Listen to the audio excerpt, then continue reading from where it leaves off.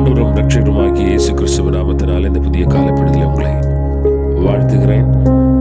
இந்த புதிய வாரத்தினுடைய முதல் நாளிலே கர்த்தர் நம்மை அழைத்து வந்த நம்முடைய கிருபைகளுக்காக ஆண்டவருக்கு நன்றி சொல்லுவோம்.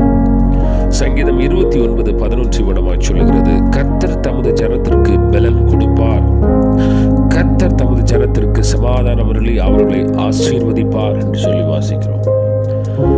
அருமையான தேவனுடைய பிள்ளைகளே, இந்த புதிய வாரத்தை நாம் ஆரம்பிக்கிற பொழுது தேவ சமூகத்தில் கர்த்தர் கொடுக்கிற வார்த்தைகளை நாம் பிடித்து கொண்டு இந்த நாளை, இந்த வாரத்தை, வருகிற நாட்களை ஆரம்பிக்க கர்த்தர் நமக்கு உதவி செய்வாராக. முதலாவதாக சங்கீதக்காரன் விடமாய் சொல்லுகிறார், கர்த்தர் தமது ஜனத்திற்கு பலன் கொடுப்பார். ஆமென். ஆகவே இந்த நாளிலே ஒருவேளை பல விதங்களிலே பலனிழந்த சூழ்நிலைக்குள்ளாக நாம் இருக்கக்கூடியவர்களாக இருக்கலாம்.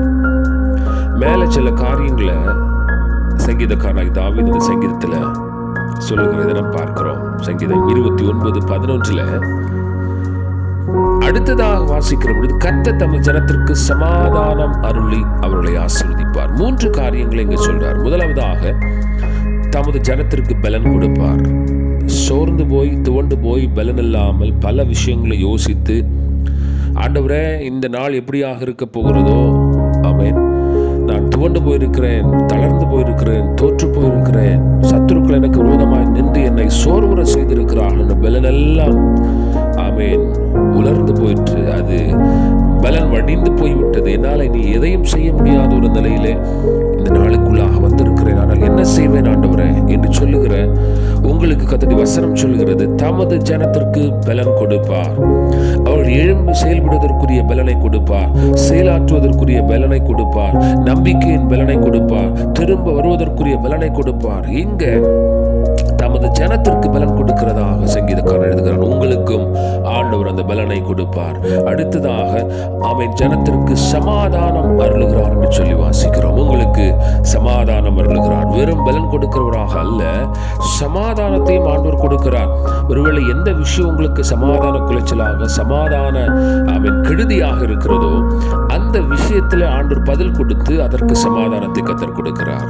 அருமையான தேவனுடைய பிள்ளைகளே, இன்றைக்கு கர்த்தர் உங்களுக்கு சமாதானம்